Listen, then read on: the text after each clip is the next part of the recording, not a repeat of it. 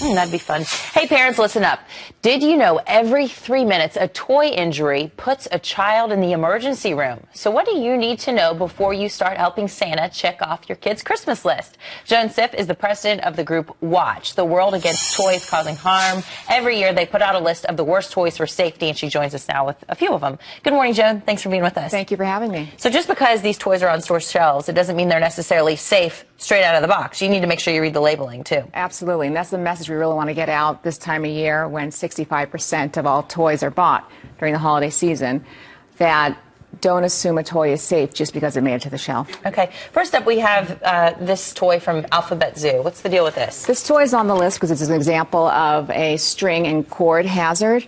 It's interesting to note that if this toy were called a crib toy, the string would have to be less than 12 inches long. But because it's not marketed as a crib toy, it's marketed as a pull toy. This cord is actually 20 inches long.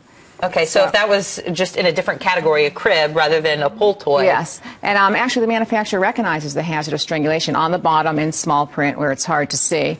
So although this presents the same potential hazard of strangulation sold to the same age group, 18-month-olds who could be in cribs, because it's called a pull toy, not a crib toy. Next up, we have these Lil Cutesie's Best Friends doll, and I guess the bow can come off as a choking hazard. But look what's right next to it. You said on the shelf you found this right next to it. This is really remarkable. Yes, on the same store, same manufacturer, same shelf. It shows you that they know how to do it better. This bow is part of the toy.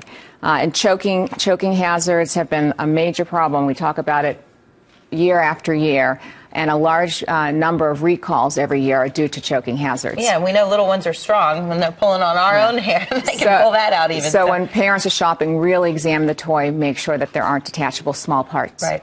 Now, I could probably guess that this one might be on your list. The Bottle Rocket Party. It says adult supervision required on the back, but that doesn't mean that's necessarily going to happen. Absolutely. The Bottle Rocket Party, it comes with yellow caution tape. That's a red flag, maybe a toy you want to stay away from, and it has a warning that says makes use of projectiles that may be hazardous if misused. This is really a toy you may want to think twice about bringing into your home. Okay, but it's the first one everybody in the studio is going, can I play with that? I want to take that out to the streets of New York. I was very popular this morning when I walked in with this, but that's actually something we want to warn parents about. Don't compromise safety just because your kids are excited about a toy. Really do your due diligence. Open up the packaging, read the warnings. Okay, and finally, what is this Ziggle? This is a really important issue that a lot of parents aren't aware of. This is an example of what we call a low-riding toy, and the child's about 8 inches off the ground, and low-riding toys can be potentially hazardous for outside use.